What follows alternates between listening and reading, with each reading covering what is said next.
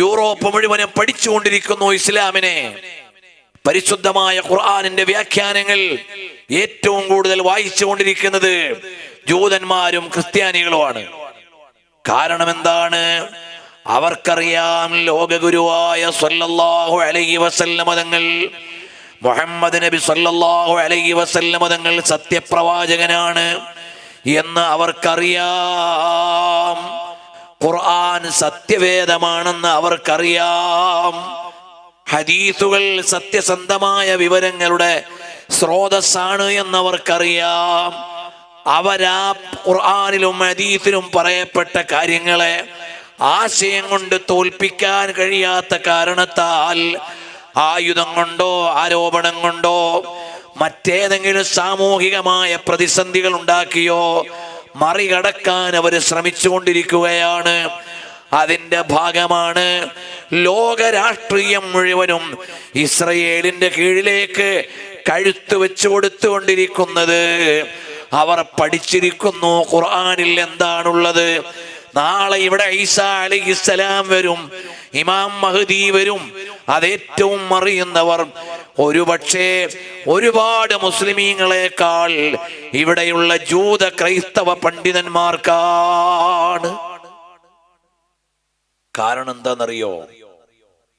സഹീഹുൽ ബുഖാരി, സഹീഹു മുസ്ലിം, അബൂ ദാവൂദ്, നസായി, ഇബ്നു മാജ, തുർമുദി, ഇങ്ങനെ 6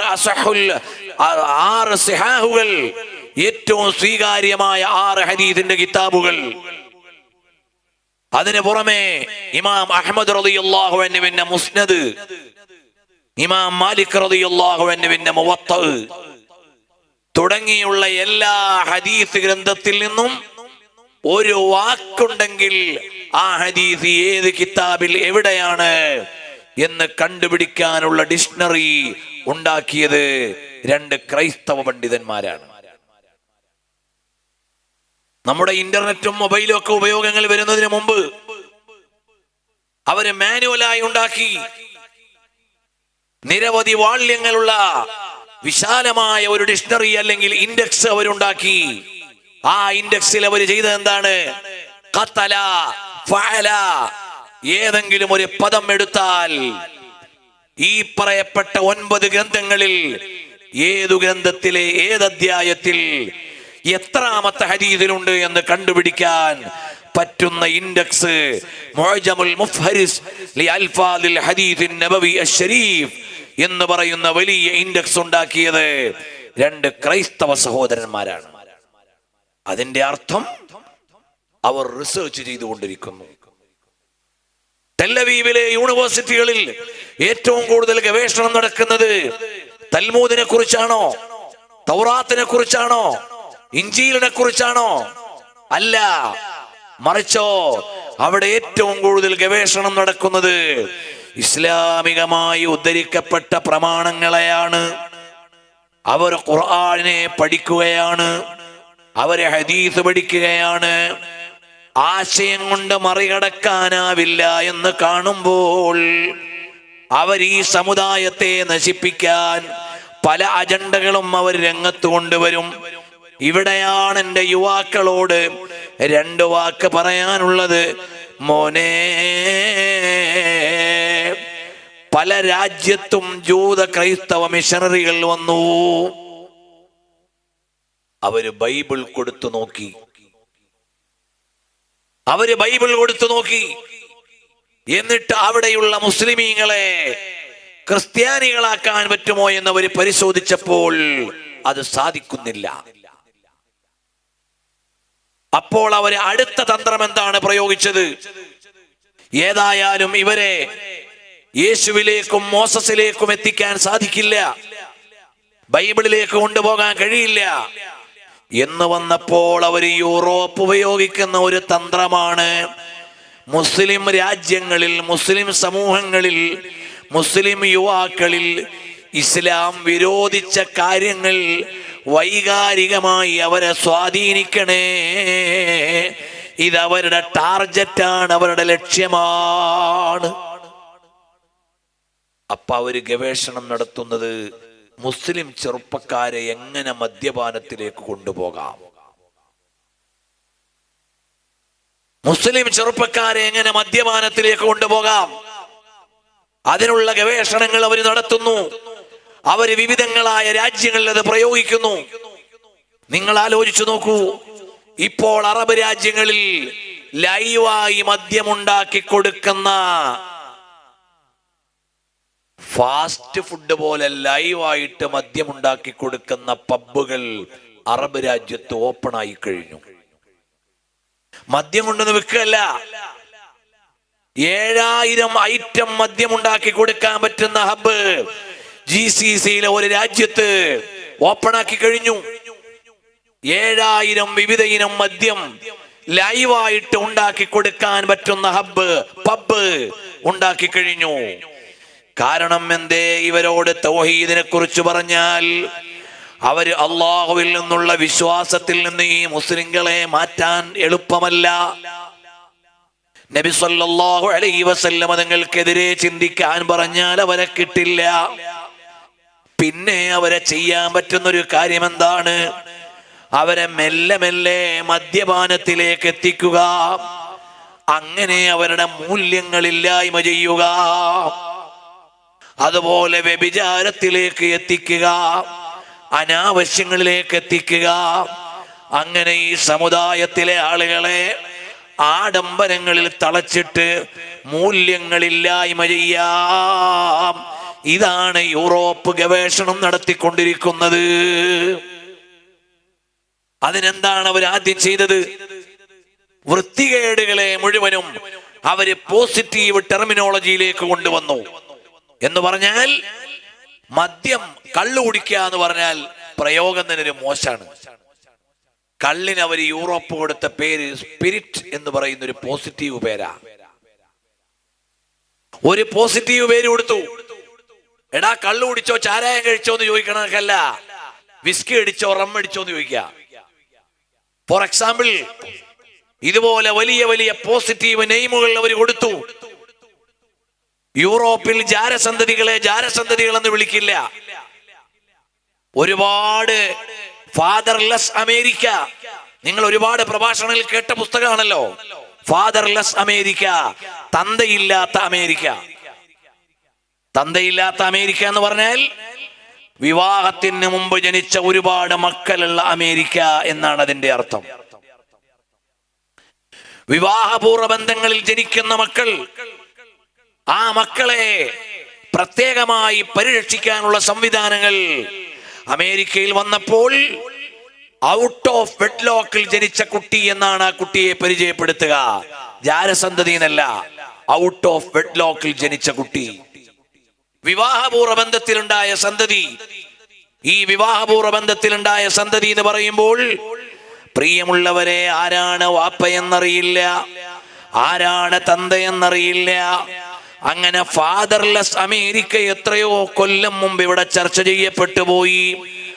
അങ്ങനെ ഒരു തലമുറ ഇസ്ലാമിക സമൂഹത്തിലും മുസ്ലിം രാജ്യങ്ങളിലും ഉണ്ടാകണമെന്ന് ഇസ്ലാമിന്റെ വിരോധികൾ ആഗ്രഹിക്കുന്ന കാലത്ത്, മോനെ അല്ലാഹുവിലേക്ക് മടങ്ങണേ മോനെ. നമ്മുടെ കുട്ടികൾ ഇന്ന് പരിഷ്കാരത്തിലൂടെ എത്തിപ്പെടുന്നത് അവിടെയാണ്. ഒളിച്ചോടിപ്പോയി വിവാഹപൂർവ്വ ബന്ധങ്ങളിൽ മക്കൾ ജനിക്കുന്ന കാലം, വിവാഹം നടക്കുന്നതിന് മുമ്പ് ലൈംഗിക ജീവിതത്തിന്റെ എല്ലാ അരമനകളെയും കടന്നു പോകുന്ന കാലം. പ്രിയമുള്ളവരെ, ഇക്കഴിഞ്ഞ ദിവസം ബുഖാരി സമ്മേളനം കഴിഞ്ഞ് നമ്മുടെ ഒരു സഹപ്രവർത്തകൻ നോർത്ത് ഇന്ത്യയിലേക്ക് യാത്ര ചെയ്യുകയാണ്. അദ്ദേഹം വളരെ ദുഃഖത്തോടുകൂടി ഒരു ഫോട്ടോ അയച്ചു തന്നിട്ട് പറഞ്ഞു, എന്താണ് പരിഹാരം, നമ്മൾ എന്തു ചെയ്യും? എന്താണ് ആ ഫോട്ടോ? കേരളത്തിൽ നിന്ന് നോർത്ത് ഇന്ത്യയിലെ ഒരു സെൻട്രൽ യൂണിവേഴ്സിറ്റിയിൽ പഠിക്കുന്ന 2 വിദ്യാർത്ഥികൾ, ഒരു വിദ്യാർത്ഥിയും ഒരു വിദ്യാർത്ഥിനിയും, അവര് ഭാര്യ ഭർത്താക്കന്മാരെ പോലെയാണ് അവര് ട്രെയിനിൽ ജീവിക്കുന്നത്. വാപ്പ അറിയുന്നില്ല, ഉമ്മ അറിയുന്നില്ല, മാതാപിതാക്കൾ അറിയുന്നില്ല. ഇദ്ദേഹത്തിന് ഇടപെടാൻ റോളില്ല. ഇദ്ദേഹം ഒരു വിദ്യാഭ്യാസ പ്രവർത്തകനായതുകൊണ്ട് അവരെ മറ്റു യാത്രാ സമയങ്ങളിൽ പരിചയപ്പെട്ടപ്പോൾ ആരൊക്കെയാണ് എന്ന് പേരും മറ്റുമൊക്കെ മനസ്സിലായി. അവസാനം പറയുകയാണ്, ഇതെന്തു ചെയ്യാനാണ് പ്രിയമുള്ളവരെ? 3-4 ദിവസം ദൈർഘ്യമുള്ള ട്രെയിൻ യാത്രകളിൽ സെൻട്രൽ യൂണിവേഴ്സിറ്റിയിൽ പഠിക്കാൻ പോകുന്ന നമ്മുടെ മക്കൾ കേരളത്തിൽ തന്നെ ചിലപ്പോൾ ഒരു രാവ് ദൈർഘ്യമുള്ള യാത്രകളിൽ നമ്മുടെ കോളേജ് കുമാരന്മാർ ഒരുമിച്ച് ശയിക്കുന്ന, ഒരുമിച്ച് ജീവിക്കുന്ന വളരെ അപകടകരമായ വ്യക്തി ജീവിതങ്ങൾ പെരുകി വരുന്ന ഒരു കാലത്ത് നമ്മുടെ ഏറ്റവും വലിയ ദൗത്യം എന്താണ്? യാ അയ്യുഹല്ലദീന ആമനൂ ആമിനൂ, ഓ ഈമാനുള്ളവരെ, ഈമാനിൽ നിങ്ങൾ നിതാന്ത ജാഗ്രത വേണം. ഒരു മുസ്ലിം കമ്മ്യൂണിറ്റിയെ പെട്ടെന്ന് ദൈവനിഷേധത്തിലേക്ക് എത്തിക്കാൻ സാധിക്കില്ല. ഒരു മുസ്ലിം കമ്മ്യൂണിറ്റിയെ പെട്ടെന്ന് ക്രിസ്ത്യാനിറ്റിയിലേക്ക് എത്തിക്കാൻ സാധിക്കില്ല.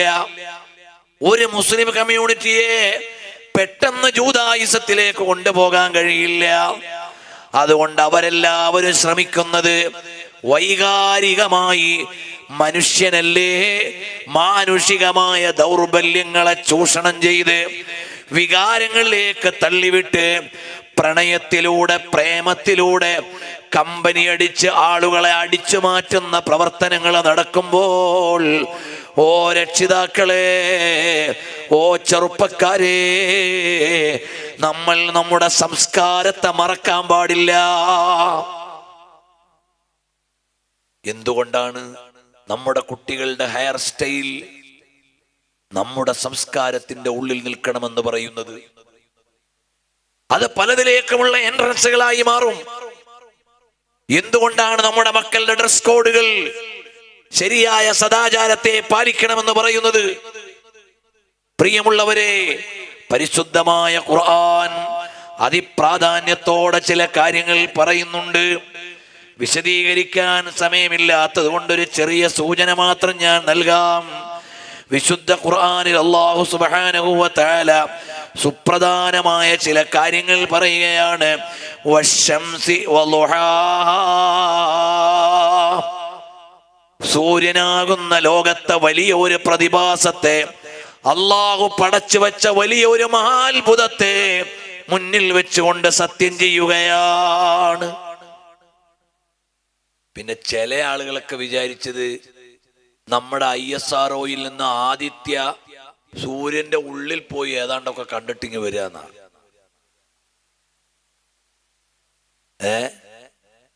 സൂര്യനിലേക്കുള്ള ദൂരത്തിന്റെ 100-ൽ 1 അംശം പോലും ആദിത്യ പോയിട്ടില്ല.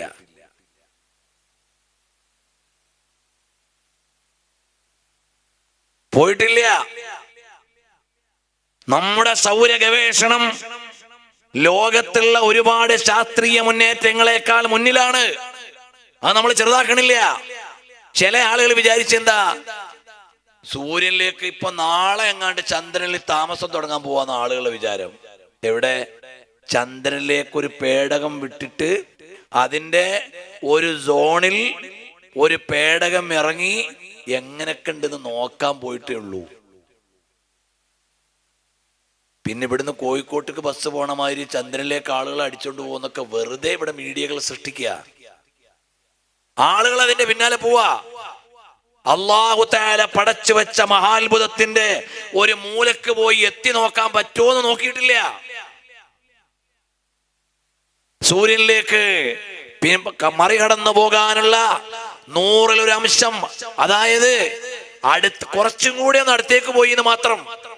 വേറെ വലിയ സൗര ഗവേഷണങ്ങളൊന്നും നടന്നിട്ടില്ല.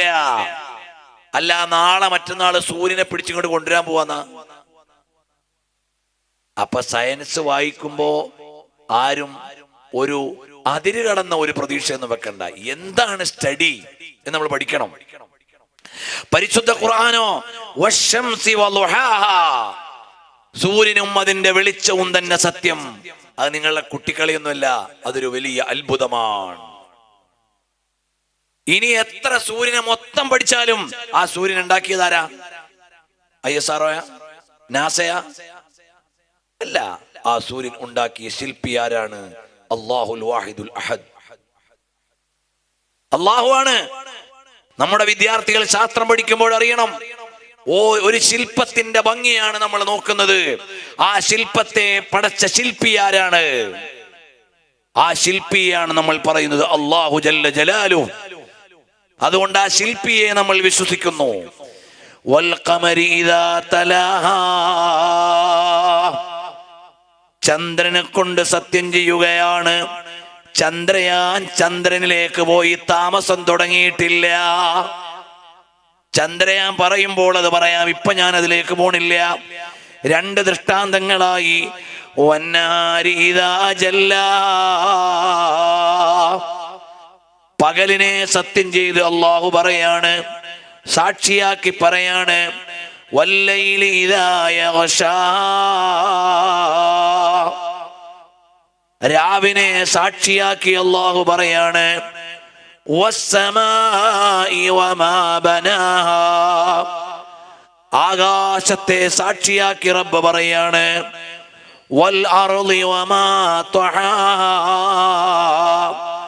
ഭൂമിയെ സാക്ഷിയാക്കി റബ്ബ് പറയാണ്. വനഫ്സിൻ വമാ സവ്വാഹാ, ശരീരങ്ങളെ സാക്ഷിയാക്കി അല്ലാഹു പറയാണ്.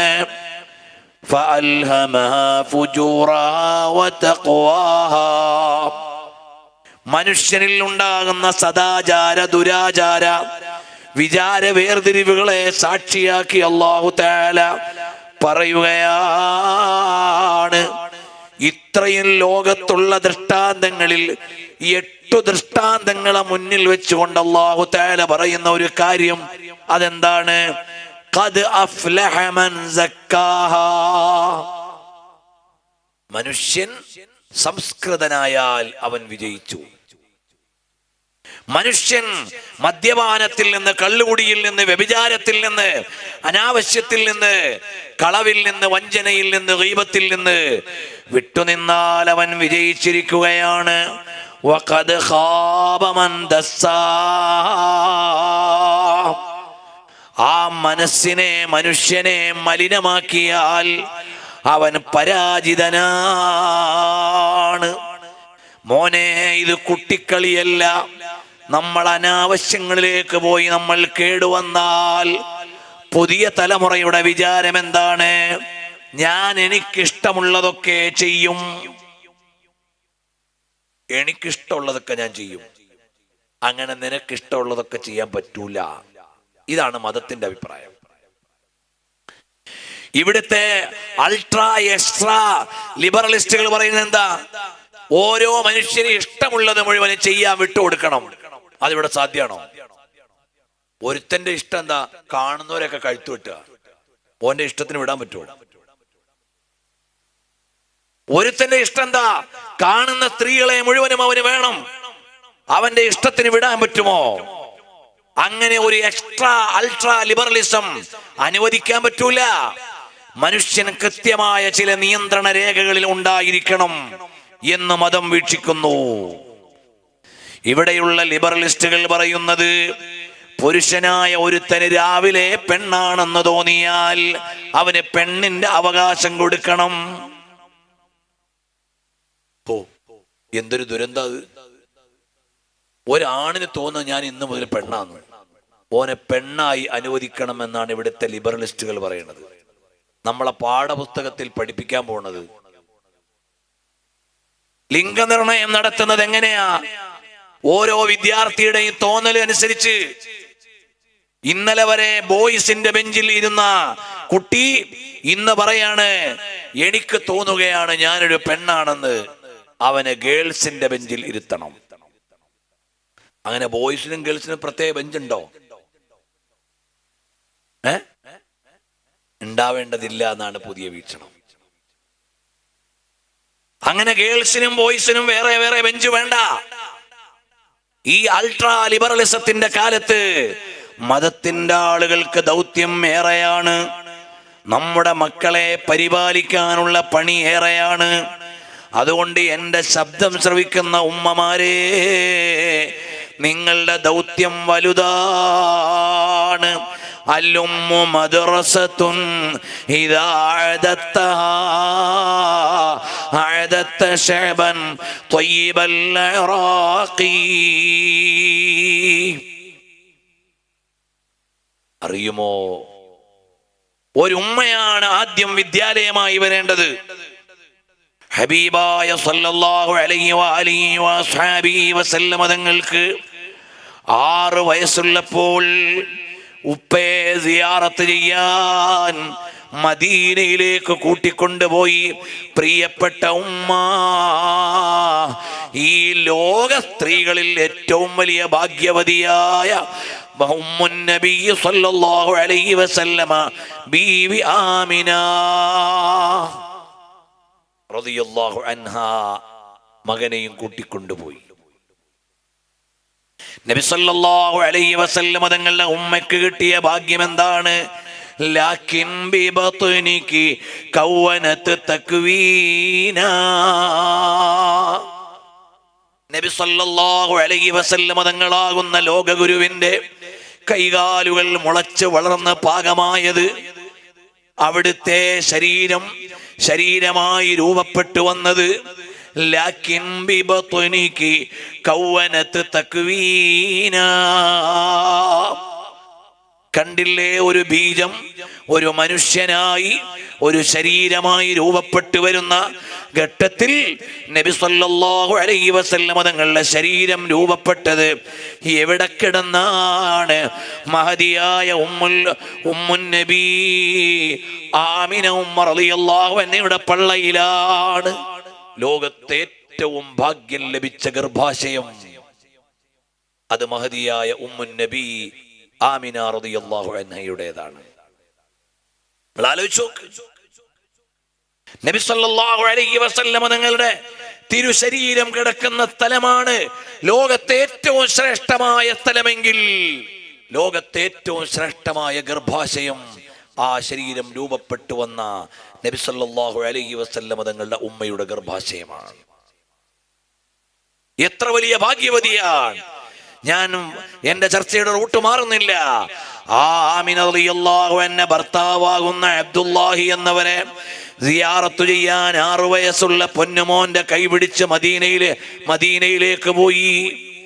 തിരിച്ച് അബവാ എന്ന സ്ഥലത്തെത്തിയപ്പോൾ രോഗിണിയായി. അപ്പോൾ മരണപ്പെടുമെന്ന് കണ്ട നേരത്ത് മകനോട് പറയാണ്, മോനാരാന്നറിയോ? ഞാൻ ഈ ലോകത്തുനിന്ന് യാത്രയാകുമ്പോൾ ലോകത്തിന് വലിയൊരു സമ്മാനത്തെ കൊടുത്തിട്ടാണ് ഞാൻ പോണത്. അത് മോനാണ്. ഞാൻ ഈ ലോകത്തുനിന്ന് യാത്രയാകുമ്പോൾ ഈ ലോകത്തിന് വലിയൊരു സമ്മാനം കൊടുത്തിട്ടാണ് പോണത്. അത് മോനാണ്. മാത്രമല്ല,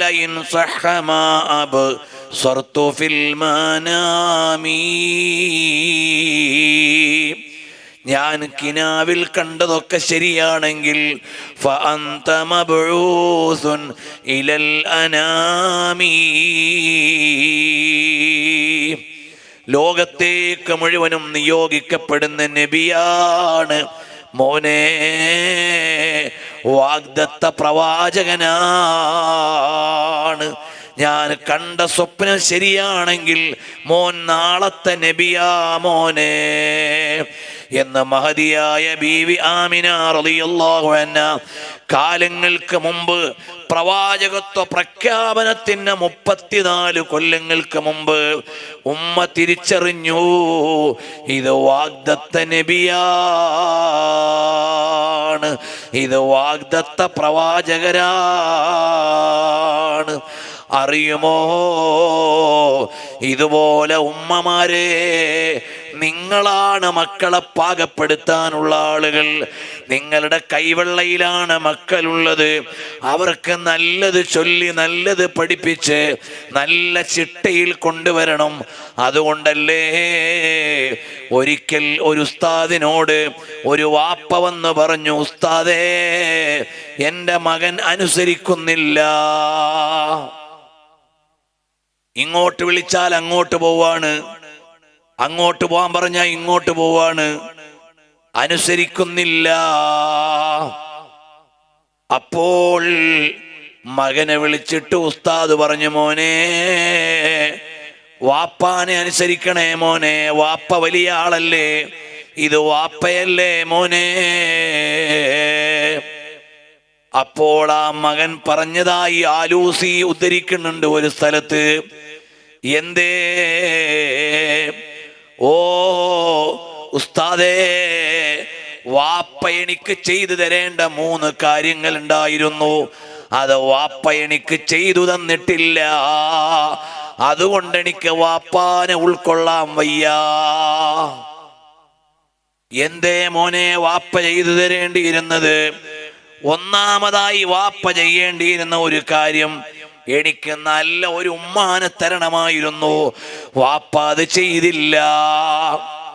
സംസ്കാരമില്ലാത്ത ഒരു പെണ്ണിനെയാണ് എൻ്റെ വാപ്പ കിട്ടിയത്, കല്യാണം കഴിച്ചത്.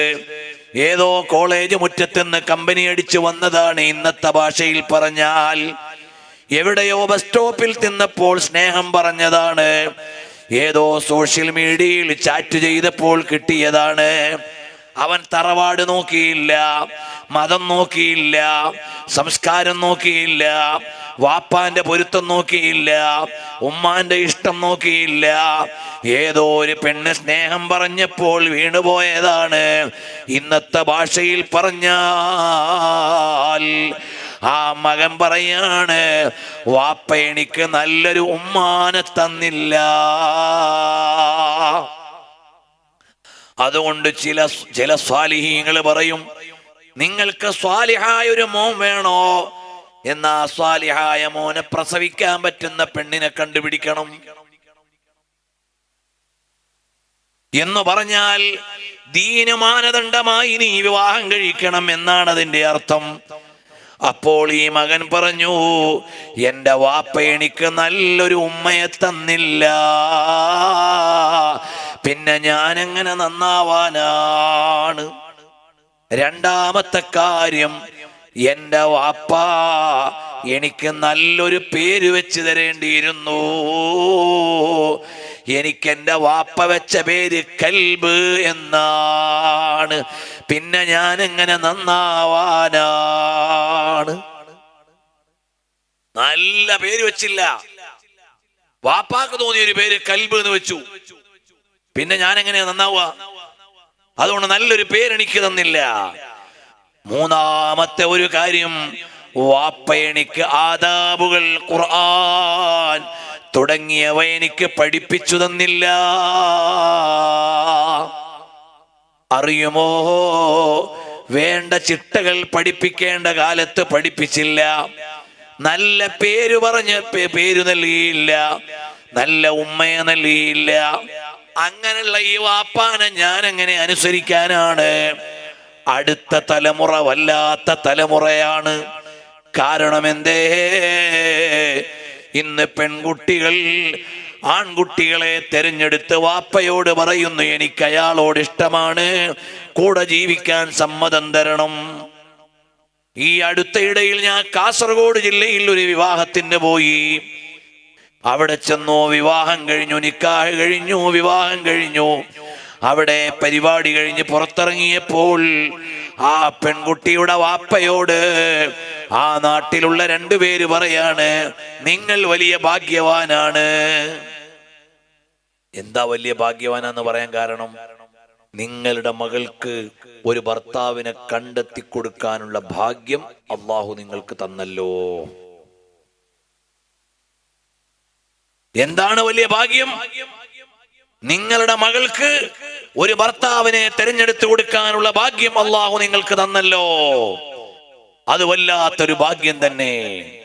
എന്ന് പറഞ്ഞാൽ ഇന്ന് പെൺകുട്ടികൾ അവരുടെ പാർട്ട്ണറെ അവര് കണ്ടെത്തുന്ന ഒരു കാലമാണ്. വാപ്പയ്ക്കും ഉമ്മയ്ക്കും റോളില്ലാത്ത കാലമാണ്. ജാതി നോട്ടമില്ല, മതം നോട്ടമില്ല, കുടുംബം നോട്ടമില്ല, പ്രായം നോട്ടമില്ല, കുലീനത നോക്കുന്നില്ല. ഒന്നും നോക്കാതെ ഇഷ്ടമുള്ളയിടത്ത് ഇഷ്ടമുള്ളവർ കണ്ടുപിടിക്കുന്ന ഒരു സംസ്കാരത്തിലേക്ക് നമ്മുടെ ജനത മാറിയപ്പോൾ അല്ലാഹുവിന്റെ പരീക്ഷണങ്ങൾ നമ്മളെ വിളിച്ചുകൊണ്ടിരിക്കുകയാണ്. അതുകൊണ്ട് ഓ മുഅ്മിനീങ്ങളെ, മുഅ്മിനാത്തുകളെ, ലോക രാഷ്ട്രീയം ഒരു ഭാഗത്തവിടെ ഉണ്ടാകും. ഇന്ന് ലോകത്തോട് ഫലസ്തീനിലെ മക്കൾ വിളിച്ചു പറയുന്ന ഒരു കാര്യമുണ്ട്. അതെന്താണ്? ഞങ്ങൾ മാത്രമേ ജീവിച്ചിരിക്കുന്നുള്ളൂ എന്ന്. ഞങ്ങൾ മാത്രമേ ജീവിച്ചിരിക്കുന്നുള്ളൂ എന്ന്. കാലങ്ങൾക്ക് മുമ്പ് മഹാന്മാരായ ആളുകൾ ഗ്രന്ഥമെഴുതി. അൽ മുസ്ലിമൂന ഫിൽ ഖുബൂർ. മുസ്ലിങ്ങൾ ഖബറിലാണ്, മുസ്ലിങ്ങൾ മരിച്ചുപോയി. അതുപോലെ ഫലസ്തീനിലെ മക്കൾ, അവരെ നിങ്ങൾ കണ്ടില്ലേ? മരണത്തോട് മല്ലടിച്ച് കിടക്കുന്ന 12 വയസ്സുകാരന്റെ അടുക്കൽ ഒരു 12ഓ 13ഓ വയസ്സുള്ള തലയിൽ നിന്ന് പൊട്ടിച്ചോരയൊലിക്കുന്ന ഒരു മോനിരുന്നിട്ട് ചൊല്ലിക്കൊടുക്കുന്നു, ലാ ഇലാഹ ഇല്ലല്ലാഹ്. എന്താണ് അതിന്റെ അർത്ഥം? ഞങ്ങൾ മരിക്കുന്നില്ല എന്ന്. ഞങ്ങൾ മരിക്കുന്നില്ല എന്ന്. സ്വർഗത്തിൽ ഞങ്ങൾ ഗസ്സ പണിയുകയാണ് എന്നെഴുതിയ കവി കൊല്ലപ്പെട്ടു പോയി. അറിയുമോ പ്രിയമുള്ളവരെ? ഞങ്ങൾ സ്വർഗത്തിൽ ഗസ്സ പണിയുകയാണ്. ആ ഫലസ്തീനിൽ നിന്ന് കിട്ടിയ റിപ്പോർട്ടുകളും അറിഞ്ഞ വിവരങ്ങളും വെച്ചാൽ ഈ ലോകത്ത് ഇസ്ലാമിനെ പ്രസന്റ് ചെയ്യാൻ എന്തെല്ലാമുണ്ട്. ഹയ എന്ന് പറയുന്ന പൊന്നുമോള്, സ്കൂളിൽ പഠിക്കുന്ന കുഞ്ഞുമോള് എഴുതി വെച്ച കുറിപ്പ് ഇവിടെയുള്ള മീഡിയകൾ പലരും പകർത്തി. എന്താണ് ആ കുറിപ്പിലുണ്ടായിരുന്നത്? ഞാൻ മരിച്ചുപോയാൽ എനിക്ക് ചില കടങ്ങളുണ്ട്. സ്കൂളിൽ പഠിക്കുന്ന ഒരു കുഞ്ഞുമോള്, അവൾക്കെന്ത് കടമാണ്? ഉമ്മാന്റെ കയ്യിൽ നിന്ന് വാങ്ങിയ ചില്ലറ, കൂട്ടുകാരിയുടെ കയ്യിൽ നിന്ന് മിഠായി വാങ്ങാൻ വാങ്ങിയ ചില്ലറ. പക്ഷേ മരിച്ചുപോയാൽ കടം അവിടെ ബാക്കിയാകുമെന്നും കടം വാങ്ങിയത് കൊടുത്തു തീർക്കേണ്ടതാണെന്നും ആ കുഞ്ഞുമോൾക്ക് സദാചാരബോധം കൊടുത്ത ദർശനമേതാണ്? അതാണ് അദ്ദീനുൽ ഇസ്ലാം. ഇതാണിന്ന് ലോകം ചർച്ച ചെയ്യുന്നത്. ഫലസ്തീനിലെ മരിച്ചുപോയ മക്കളുടെ ഈമാൻ കണ്ടിട്ട് യൂറോപ്പിൽ പലരും ഇസ്ലാമിലേക്ക് വരിക. ജീവിച്ചിരിക്കണ നമ്മളെ കണ്ടിട്ട് ആളുകൾ ഇസ്ലാമിനെ തെറ്റിദ്ധരിക്കുക. ജീവിച്ചിരിക്കണ നമ്മളെ കണ്ടിട്ട് ഇവിടെയുള്ള ഒരുപാട് ആളുകൾ ഇസ്ലാമിനെ തെറ്റിദ്ധരിക്കുക. അതേ സമയത്ത് ഫലസ്തീനിൽ മരിച്ചുപോയ മക്കളുടെ ഈമാൻ, അവരുടെ നിശ്ചയദാർഢ്യം. ഇന്ന് ഫലസ്തീനിൽ നടക്കുന്നത് യുദ്ധമല്ല, ഇസ്രയേലുകാരന്റെ അഹങ്കാരത്തിന്റെ വംശഹത്യയാണ്. ഈ ലോകം ഇന്ന് അനുഭവിക്കുന്ന ഏറ്റവും വലിയ രാഷ്ട്രീയ ദുരന്തം എന്താണ്? ഇന്ന് ഈ ലോകം അനുഭവിക്കുന്ന ഏറ്റവും വലിയ രാഷ്ട്രീയ ദുരന്തം, നിർത്തടാ അഹങ്കാരി എന്ന് പറയാൻ ശക്തിയുള്ള ഒരു രാജ്യം, ഒരു നേതാവ് ഈ ലോകത്തില്ല. ഇതാണ് ഇന്ന് ലോകം അനുഭവിച്ചുകൊണ്ടിരിക്കുന്ന ഏറ്റവും വലിയ ദുരന്തം. UN എന്ന് പറയുന്ന കേവലം ഒരു ജാട സംഘടന കൊണ്ട് ഈ ലോകത്തെ നിയന്ത്രിക്കാൻ പറ്റുന്നുണ്ടോ? ഏതെങ്കിലും രാഷ്ട്രീയ സംവിധാനങ്ങളെ നിയന്ത്രിക്കാൻ പറ്റുന്നുണ്ടോ? ഇല്ല. അഹങ്കാരികൾക്കെതിരെ വിരലുയർത്താൻ ആണത്തമുള്ള ഭരണാധികാരികളോ രാഷ്ട്രീയ സംവിധാനങ്ങളോ ഇല്ലാത്ത ഒരു കാലത്ത് നമ്മൾ ജീവിക്കുകയാണ്. അതുകൊണ്ട് അടുത്ത ഒരു കാലം വരും, ആ കാലം നമ്മുടെ കാലമാണ്. അതാണ് ഹബീബായ സല്ലല്ലാഹു അലൈഹി വസല്ലം തങ്ങൾ അതാ ഖന്തഖിന്റെ കിടങ്ങ് കീറുമ്പോൾ വിശന്നുകൊണ്ട് പള്ളയിൽ പാറ വെച്ച് കെട്ടിയ വേദനയുള്ള കാലമാണ്. പക്ഷേ സ്വഹാബത്തിനോട് പറഞ്ഞു, സ്വഹാബാ, നാളെ നമുക്കുള്ളതാണ്. റോമ നമ്മുടെ കയ്യിൽ വരും, റോമ നമ്മുടെ കയ്യിൽ വരും. സ്വഹാബത്ത് തക്ബീർ വിളിച്ചു, അല്ലാഹു അക്ബർ. നമ്മളാണെങ്കിൽ തക്ബീർ വിളിക്കൂല. നമുക്ക് അത്ര ഈമാനാണ്ട് കിട്ടൂല. കഞ്ഞി കുടിക്കാൻ ഗതിയില്ല, ആയുധങ്ങളില്ല, വസ്ത്രങ്ങളില്ല. ഇപ്പൊ തന്നെ സഖ്യസേന വന്നിട്ട് മദീന വളഞ്ഞിരിക്കുന്നു. നമ്മൾ ആകെ ബേജാറില്ല. ഈ സമയത്ത് പറയാ ലോക പോലീസിന്റെ റോം നമ്മുടെ കയ്യിൽ വരുമെന്ന്. എങ്ങനെ വിശ്വസിക്കാനാ? എന്ന് ആശങ്കപ്പെടുമായിരുന്നു. പക്ഷേ നബി സല്ലല്ലാഹു അലൈഹി വസല്ലം തങ്ങൾ പറഞ്ഞു, നാളെ നമ്മുടെ കയ്യിലാണ്.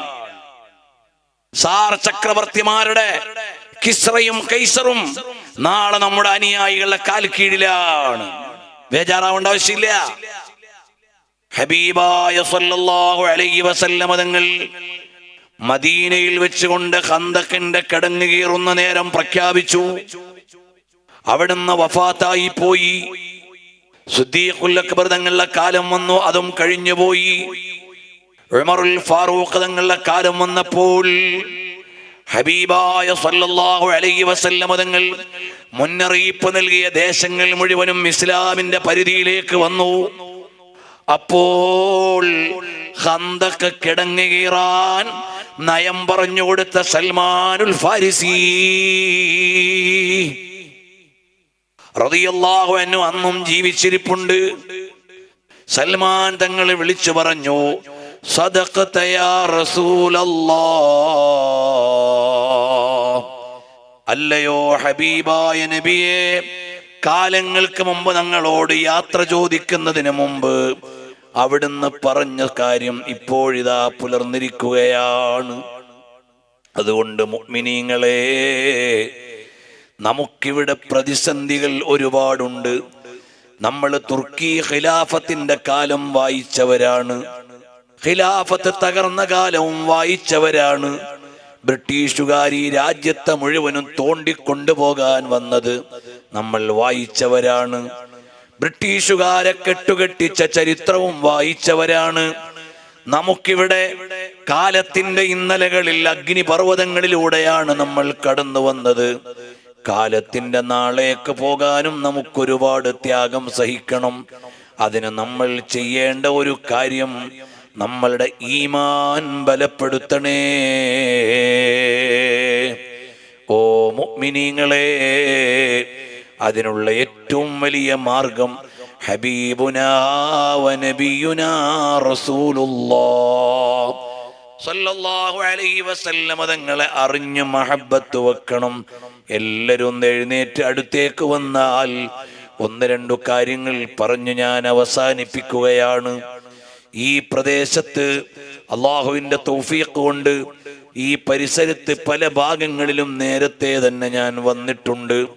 കൊണ്ടോട്ടി ബുഖാരിയിൽ പഠിക്കുമ്പോൾ നേരത്തെ ബഷീർ മുസ്ലിയാർ എന്നോട് ചോദിച്ചു, SBS പരിപാടിക്ക് ബുഖാരിയിൽ നിന്ന് കൊണ്ടുവന്നത് ഓർമ്മയുണ്ടോ? ഏകദേശം 27 കൊല്ലം മുമ്പാണ് ആദ്യമായി ഞാൻ ഈ പ്രദേശത്ത് ഒരു SBS ക്ലാസ്സിന് വരുന്നത്. അൽഹംദുലില്ലാഹ്, അല്ലാഹുവിന്റെ മഹത്തായ അനുഗ്രഹം. അല്ലാഹു ജല്ല ജലാലുഹു അമ്മ നവാലുഹു വ തആല ഫീ ഉലാഹു. നമ്മൾ ഓരോരുത്തരും അല്ലാഹുവിന്റെ ദീനിന്റെ പ്രവർത്തനങ്ങളിൽ ജാഗരൂകരാവണം. കേരള മുസ്ലിം ജമാഅത്ത് നമുക്ക് ഈ ലോകത്ത് സംഘടിക്കാൻ മാത്രമുള്ളതല്ല, ആഖിറത്തിൽ വിജയിക്കാനുള്ള സംഘടനയാണ്. അതുകൊണ്ട് അതിനെ ശക്തിപ്പെടുത്തണം. അതിനു വേണ്ട എല്ലാ കാര്യങ്ങളും നമ്മൾ ചെയ്യണം. സുന്നി യുവജന സംഘം SYS പ്ലാറ്റിനം ഇയറാണ്. അതിന്റെ നിരവധി പദ്ധതികളുണ്ട്. എല്ലാ പദ്ധതികളും നമ്മൾ ഏറ്റെടുത്ത് നാട്ടിൽ വൈജ്ഞാനിക കാരുണ്യ പ്രവർത്തനങ്ങൾ ശക്തിപ്പെടുത്തണം. SYS സാന്ത്വന പ്രവർത്തനങ്ങൾ കേരളത്തിന് ഏറ്റവും ആവശ്യമുള്ള ദുരിതാശ്വാസ നേരത്ത് നമ്മൾ സജീവമായി കർമ്മ വഴിയിലുണ്ടായിരുന്നവരാണ്.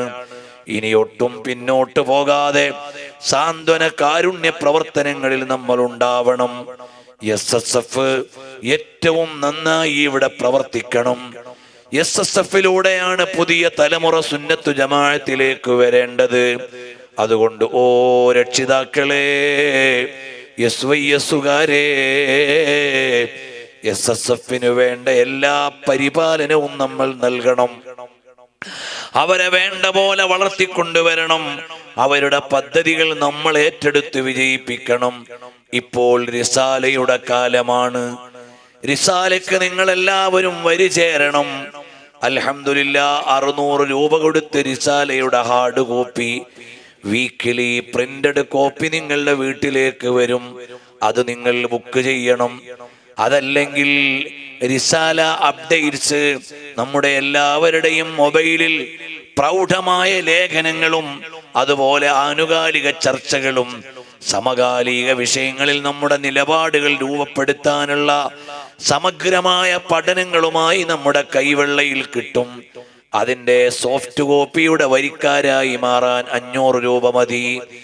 റിസാലയുടെ ക്യാമ്പയിൻ കാലം നമ്മളെല്ലാവരും പിന്തുണ കൊടുത്ത് ചെറുപ്പക്കാരായ മക്കൾക്ക് വേണ്ട സപ്പോർട്ട് ചെയ്യണം. SSFനെ ശക്തിപ്പെടുത്തണം. അൽഹംദുലില്ലാഹ്, ഇന്ത്യയിലെ 24 സംസ്ഥാനങ്ങളിൽ SSFന്റെ സാന്നിധ്യമുണ്ട്. അവര് നാളെ SYSകാരാണ്, അടുത്ത സമയം അവര് മുസ്ലിം ജമാഅത്തിന്റെ അംഗങ്ങളാണ്. അങ്ങനെ ഇന്ത്യയിലെ ലക്ഷക്കണക്കിന് കോടിക്കണക്കിന് മുസ്ലിങ്ങൾക്ക് പ്രതീക്ഷ നൽകുന്ന ഒരു പ്രസ്ഥാനമാണ് നമ്മുടേത്. അതുകൊണ്ട് ഈ സംഘടനാ കുടുംബത്തെ നമ്മൾ പരിപാലിച്ചു വളർത്തണം. സോഷ്യൽ മീഡിയയിൽ കണ്ടില്ലേ, ഓരോ ദിവസവും ഇന്ത്യയിലെ ഏതെല്ലാം സംസ്ഥാനങ്ങളിലെ സാഹിത്യോത്സവിന്റെ ചിത്രങ്ങളാണ് വരുന്നത്. അവരാദ്യം കാണുകയാണ്. പാടത്തും പറമ്പത്തും ഒക്കെ സാഹിത്യോത്സവമായില്ലേ? ഈ വരുന്ന മാസം ഫെബ്രുവരി 15, 16, 17 തീയതികളിൽ അതാ ആന്ധ്രയിൽ വെച്ചുകൊണ്ട് ദേശീയ സാഹിത്യോത്സവം നടക്കുന്നു. നമ്മൾക്ക് എത്ര സന്തോഷമുള്ള കാര്യമാണ്. വരും കാലത്ത് ആ മക്കളൊക്കെ അള്ളാഹുവിന്റെ ദീനിന്റെ കാവൽ ഭടന്മാരായി വിദ്യാസമ്പന്നന്മാരായി വരില്ലേ? സാധുക്കളായ ഞങ്ങൾ തിരുവനന്തപുരത്ത് മഖ്ദൂമിയ എന്ന സ്ഥാപനം നടത്തുന്നുണ്ട്. അതുപോലെ തന്നെ ബംഗാളിലെ ഇസ്ലാംപൂരിൽ ഹിറ എഡ്യൂക്കേഷൻ സെന്റർ എന്ന സ്ഥാപനം നടത്തുന്നുണ്ട്. 400ഓളം വിദ്യാർത്ഥികൾ അവിടെ പഠിക്കുന്നുണ്ട്. അവിടുത്തെ 50 വിദ്യാർത്ഥികൾ മഖ്ദൂമിയ സമ്മേളനത്തിന് വന്നു. അവര് കേരളത്തിലെ വിദ്യാഭ്യാസ സംരംഭങ്ങൾ നേരിട്ട് കണ്ടു. ഞങ്ങളുടെ നാട്ടിലും ഇങ്ങനെയൊക്കെ ഞങ്ങൾക്ക് വളരണം എന്ന് കൊതിച്ച് ആഗ്രഹത്തോടെ അവര് പോയിട്ടുണ്ട്. അവര് നാളെ ഇന്ത്യ നിർമ്മിക്കും ഇൻഷാ അല്ലാഹ്. അതിന് വേണ്ട പിന്തുണ നൽകേണ്ടവർ നമ്മളാണ്, സപ്പോർട്ട് ചെയ്യേണ്ടവർ നമ്മളാണ്. അല്ലാഹു ജല്ല ജലാലുഹു നമ്മുടെ ഈ പ്രവർത്തനങ്ങളൊക്കെ വിജയിപ്പിക്കട്ടെ. ഇതിനെല്ലാം ചുക്കാൻ പിടിക്കുന്ന കപ്പിത്താൻ നമ്മുടെ സുൽത്താനുൽ ഉലമാ കാന്തപുരം ഉസ്താദ്, അല്ലാഹു അവിടുത്തേക്ക് ആഫിയത്തുള്ള ദീർഘായുസ് നൽകട്ടെ. അവര് നടന്ന ചുവടുകളുടെ പിന്നിലാണ് കുട്ടികളായ നമ്മൾ നടന്നു പോയത്. അവര് പോയ ഡൽഹിയിലേക്കാണ് പിന്നെ നമ്മൾ പോയത്. അവര് പോയ ബംഗാളിലേക്കാണ് പിന്നിൽ നമ്മൾ പോയത്. അവര് പോയ മുംബൈയിലാണ് നമ്മൾ പിന്നെ പോയി സമ്മേളനത്തിന് പ്രവർത്തിച്ചത്. അതുകൊണ്ട് ഇൻഷാ അല്ലാഹ് വരും കാലത്ത് ഇന്ത്യയിലെ വിവിധ സംസ്ഥാനങ്ങളിൽ ലക്ഷക്കണക്കിന് പ്രവർത്തകർ ഈ പ്രസ്ഥാനത്തിന്റെ ഒപ്പം വരും. ഒരു ഗതികെട്ട കാലമെന്ന് നമ്മൾ വിചാരിക്കാൻ പാടില്ല. ഇമാം മുസ്ലിം ഉദ്ധരിച്ച ഹദീസിൽ കാണാം, ഇദാ ഖാല റജുലു ഹലക്കന്നാസ്, ജനങ്ങൾ മുഴുവനും നശിച്ചു പോയി എന്നൊരുത്തൻ പറഞ്ഞാൽ ഫഖദ് അഹ്ലകഹും, അവനാണ് ജനങ്ങളെ നശിപ്പിക്കുന്നവൻ. അങ്ങനെ പറഞ്ഞങ്ങ് പോകാൻ പാടില്ല. എല്ലാരും നശിച്ചു, ഇനി പ്രതീക്ഷയില്ല എന്ന് പറയാൻ പാടില്ല. ഇമാം മുസ്ലിം ഉദ്ധരിച്ച ഹദീസിന്റെ ആശയമല്ലേ ഞാൻ പറഞ്ഞത്? പ്രിയമുള്ളവരെ, അതുകൊണ്ട് നല്ല പ്രതീക്ഷയിൽ ജീവിക്കണം. നമ്മുടെ നാട്ടിൽ നിന്ന് ഇന്ത്യ മഹാരാജ്യത്തിന്റെ വിവിധ സംസ്ഥാനങ്ങളിൽ, ലോകത്തിന്റെ വിവിധ രാജ്യങ്ങളിൽ വിദ്യാഭ്യാസ പ്രവർത്തനം നടത്താൻ പറ്റുന്ന വിദ്യാഭ്യാസ പ്രവർത്തകർ, ആലിമീങ്ങൾ, നല്ല മക്കൾ വരണം. അതിന് ബഹുമാനപ്പെട്ട സയ്യിദ് അവർക്ക് നൽകുന്ന ഏറ്റവും വലിയ ആദരവ് നാളെ ഇവിടുത്തെ സമ്മേളനത്തിൽ വെച്ച് കൊടുക്കുന്ന നിങ്ങളുടെ സ്ഥാനവസ്ത്രമല്ല, മെമന്റോ അല്ല, മറ്റേതെങ്കിലും അനുമോദനങ്ങളല്ല, നിങ്ങളുടെ സന്തോഷ സമ്മാനങ്ങളല്ല. തങ്ങൾക്ക് നിങ്ങൾ കൊടുത്ത ഏറ്റവും വലിയ സമ്മാനം ഇന്ന് ആ സപ്ലിമെന്റിന്റെ 2 ചട്ടയുടെയും ഉള്ളിൽ നിറഞ്ഞു നിൽക്കുന്ന ആലിമീങ്ങളുടെ ചിത്രം കണ്ടപ്പോൾ നിങ്ങൾ തങ്ങൾക്ക് കൊടുത്ത ഏറ്റവും വലിയ സമ്മാനം അതാണ്. അല്ലാഹു സ്വീകരിക്കട്ടെ. അതുപോലെ ഇനിയും ഈ നാട്ടിൽ നിന്ന് വലിയ ആലിമീങ്ങൾ വരണം. ഓ മുഅ്മിനീങ്ങളെ, ഖൽബ് മദീനയിലേക്ക് ചേരണം. തലസ്ഥാനം മദീനയാണ്. എല്ലാ ഹിദായത്തിന്റെയും വെളിച്ചം അവിടുന്നാണ്. ഇന്നക ലതഹ്ദീ ഇലാ സിറാത്തിൻ മുസ്തഖീം. തങ്ങളല്ലേ നേർവഴിക്ക് നയിക്കേണ്ടത്. ഹബീബായ സല്ലല്ലാഹു അലൈഹി വസല്ലം തങ്ങളെ മഹബ്ബത്ത് വെക്കണം. എല്ലാ രാത്രിയിലും നബി സല്ലല്ലാഹു അലൈഹി വസല്ലം തങ്ങളെ കിനാവിൽ കണ്ടവരുണ്ട്. അതേ എല്ലാ വെള്ളിയാഴ്ച രാവിലും കണ്ടവരുണ്ട്, ഇടയ്ക്കിടെ കണ്ടവരുണ്ട്.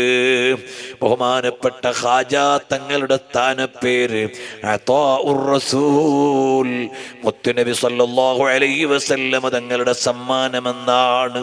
അത് മദീനത്ത് പോയപ്പോൾ കിട്ടിയ സമ്മാനമാണ്. ഖാജാ തങ്ങളുടെ ആണ്ടിന്റെ സമയമാണ്.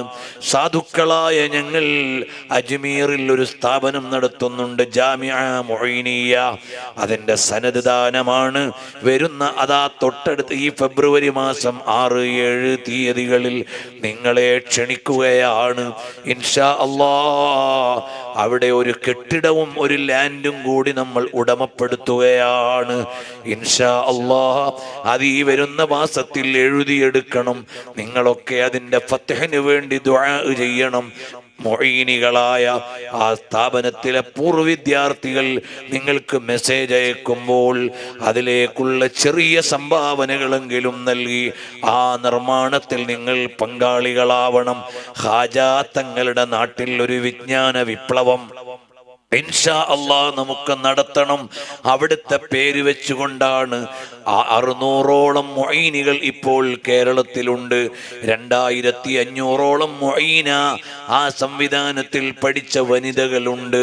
അല്ലാഹു അവർക്കൊക്കെ ബറക്കത്ത് ചെയ്യട്ടെ. ഓ പ്രിയമുള്ളവരെ, സാധുക്കളായ ഞങ്ങൾ തിരക്കിട്ട സംഘടനാ പ്രവർത്തനങ്ങൾ ഉണ്ടെങ്കിലും പല യാത്രകളിലുമാണെങ്കിലും പരമാവധി എല്ലാ തിങ്കളാഴ്ചയും രാവിലെ എല്ലാ തിങ്കളാഴ്ചയും മുഈനകൾക്ക് വേണ്ടിയുള്ള ശമാഇൽ ദർസ് എടുക്കാറുണ്ട്. ഈ പറയുന്ന മുഈനകളെല്ലാം സാധുക്കളായ ഞങ്ങൾ അശ്ശമാഇലുൽ മുഹമ്മദിയ ഓതിക്കൊടുത്ത് കേട്ട് പഠിച്ചവരാണ്. അൽഹംദുലില്ലാഹ്. അതുപോലെ എല്ലാ മുഈനികളും ഇന്ത്യയിലെ 10-12 ക്യാമ്പസുകളിൽ നിന്ന് രാവിലെ 7 മണിക്ക് അവർ ഓൺലൈനിൽ വരും. സഹീഹുൽ ബുഖാരി സാധുക്കളായ ഞങ്ങൾ ഓതിക്കൊടുക്കാറുണ്ട്. അവരത് കേട്ട് വായിക്കാറുണ്ട്. ഇതെല്ലാം അടുത്ത ഒരു തലമുറയ്ക്ക് വേണ്ടിയുള്ള നിർമ്മിതിയാണ്. നിങ്ങളെല്ലാം കൂടിത്തരണം. കാരണം ഹബീബ് റസൂലുള്ളാഹ് സ്വല്ലല്ലാഹു അലൈഹി വസല്ലം തങ്ങളുടെ മഹബ്ബത്ത് വെച്ച് അവിടേക്ക് ഖൽബ് ചേർത്തു പിടിക്കാൻ സാധുക്കളായ ഞങ്ങൾക്ക് നീ തൗഫീഖ് നൽകണേ അല്ലാഹ്. മഹാനായ റബീഇ ഇബ്നു ഖിറാശ് റളിയല്ലാഹു അൻഹു ജീവിതകാലത്ത് ചിരിക്കാൻ മറന്ന മഹാനാണ്. ജനാസയായപ്പോൾ ജനാസ കിടന്ന് ചിരിക്കുകയാണ്. ചിരിക്കുന്ന ജനാസയെടുത്ത് മറമാടാൻ ആളുകൾക്കൊരു മടി. കണ്ടു നിൽക്കാൻ എന്ത് ചന്തമാണ്. ഉടനെ ഒരശരീരി എന്റെ ശരീരം വേഗം ഖബറിലെത്തിക്കണേ. നബി സല്ലല്ലാഹു അലൈഹി വസല്ലം തങ്ങൾ എന്നെ കാത്തു നിൽക്കുന്നുണ്ട്. ഖബറിൽ മുത്തു നബി സല്ലല്ലാഹു അലൈഹി വസല്ലം തങ്ങൾ കാത്തു നിൽക്കുന്നുണ്ട്. ഇതിലേറെ ഭാഗ്യമെന്ത് കിട്ടാനാണ്. അല്ലാഹുവേ, ഞങ്ങൾക്കും ജീവിതകാലത്ത് ഒരുപാട് തവണ കനവിലും നിലവിലും നബി സല്ലല്ലാഹു അലൈഹി വസല്ലം തങ്ങളെ കാണണം. അതുപോലെ തന്നെ നാളെ മരണപ്പെടുമ്പോൾ അവിടുത്തെ ചിരിക്കുന്ന മുഖം കണ്ട് നിന്റെ ലിഖാഇന് പറ്റുന്ന മരണം വേണം. ഞങ്ങളെ നീ സ്വീകരിക്കണം അല്ലാഹ്. എന്നെ ഈ പരിപാടിയിലേക്ക് ക്ഷണിച്ചത് അതാ ബഹുമാനപ്പെട്ട ഷഫീഖ് സാഹിബാണ്.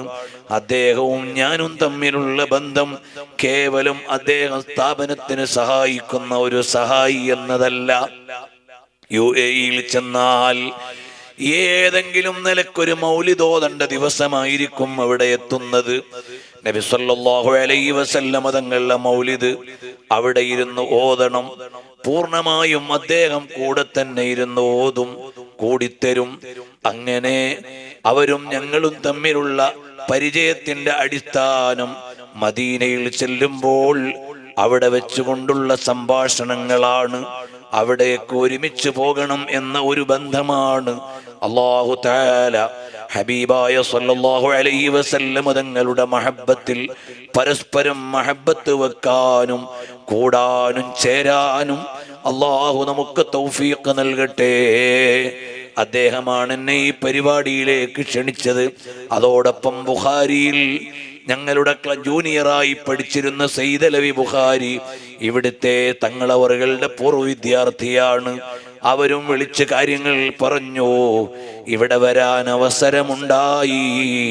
അല്ലാഹു തആല നമ്മുടെ ഈ ബന്ധങ്ങളെല്ലാം ഇവിടെ കണ്ട് തീരാനുള്ള ബന്ധമല്ല, അത് നാളെ അങ്ങ് തീരും.